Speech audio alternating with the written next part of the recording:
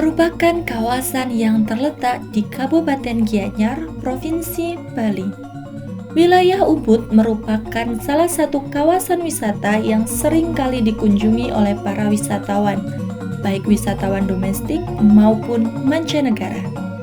Adanya kegiatan ekonomi di wilayah Ubud menimbulkan banyak sekali dampak di berbagai hal.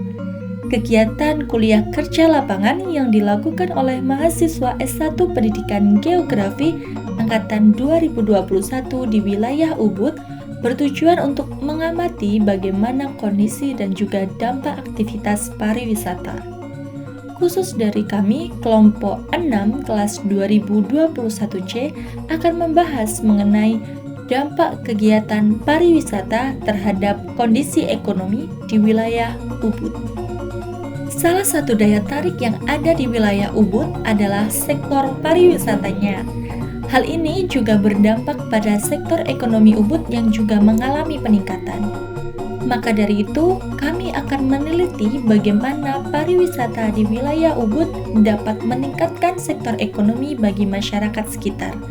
Melalui penelitian yang kami lakukan dengan cara wawancara kepada para pemilik homestay di kawasan Ubud. Alasan kami menjadikan pemilik homestay sebagai sasaran penelitian adalah karena dalam kegiatan wisata, penginapan selalu menjadi kebutuhan yang tidak akan pernah lepas dari pilihan bagi wisatawan.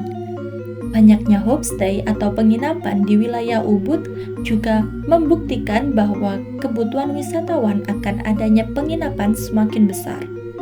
Oleh karena itu, kami menjadikan pemilik homestay atau pemilik penginapan sebagai sasaran penelitian yang kami lakukan.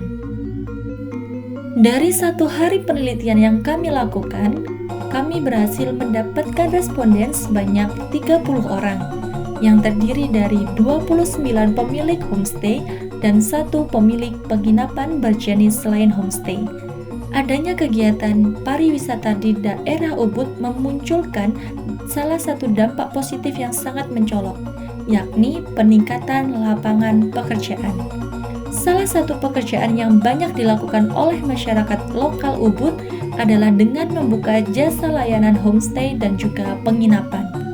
Hal tersebut dibuktikan dengan hasil observasi kami, di mana sebanyak 96,7% responden memilih untuk menjadikan homestay sebagai penghasilan utamanya, sedangkan sisanya di 3,3% memilih penghasilan utama di sektor yang lain.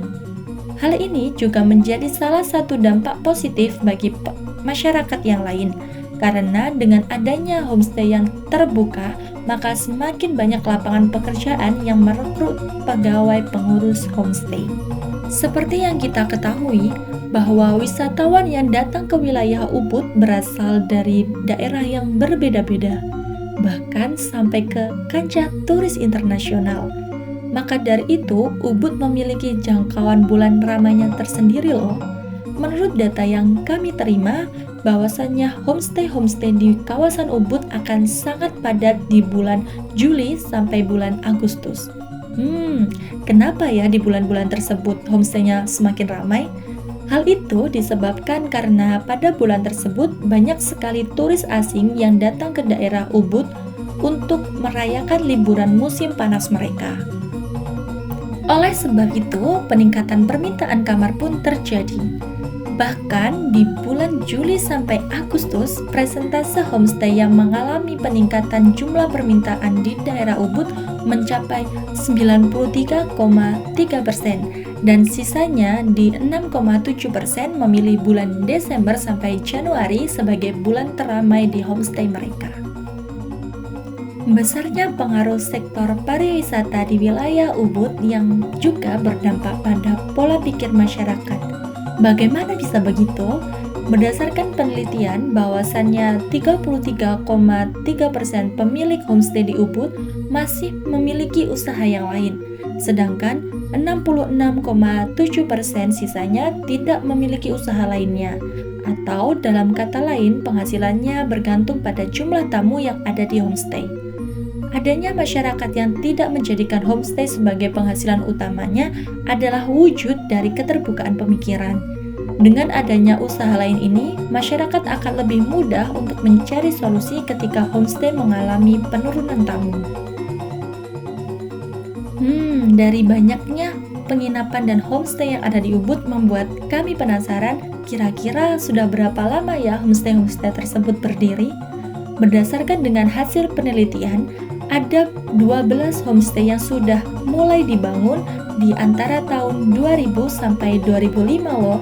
Kemudian ada 9 homestay yang mulai berdiri di antara tahun 2005 sampai 2010 dan 4 homestay berdiri di antara tahun 2010 sampai 2015.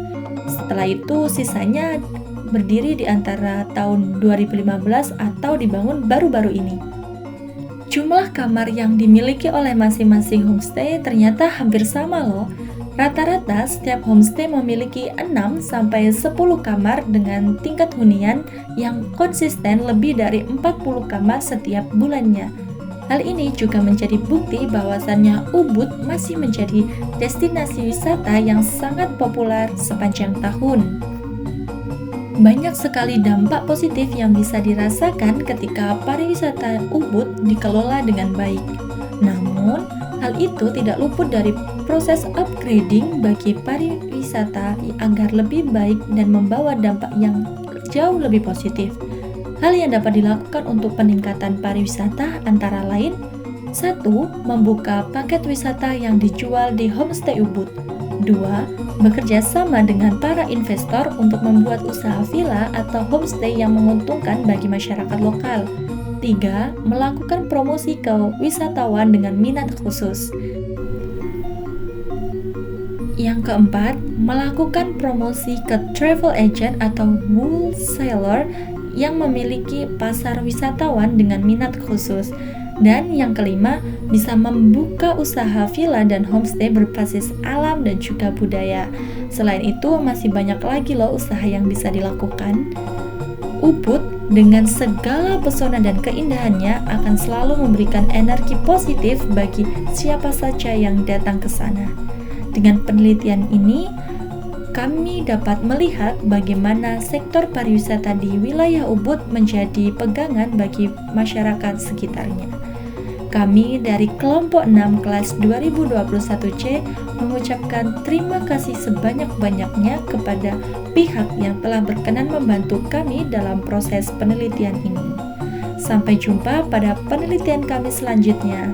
Terakhir kata, pergi ke pasar membeli mangga, pulangnya nemuin batu jamrut. Kalau kamu ingin tenang dan bahagia, jangan lupa ya buat pergi ke Ubud. See you next time.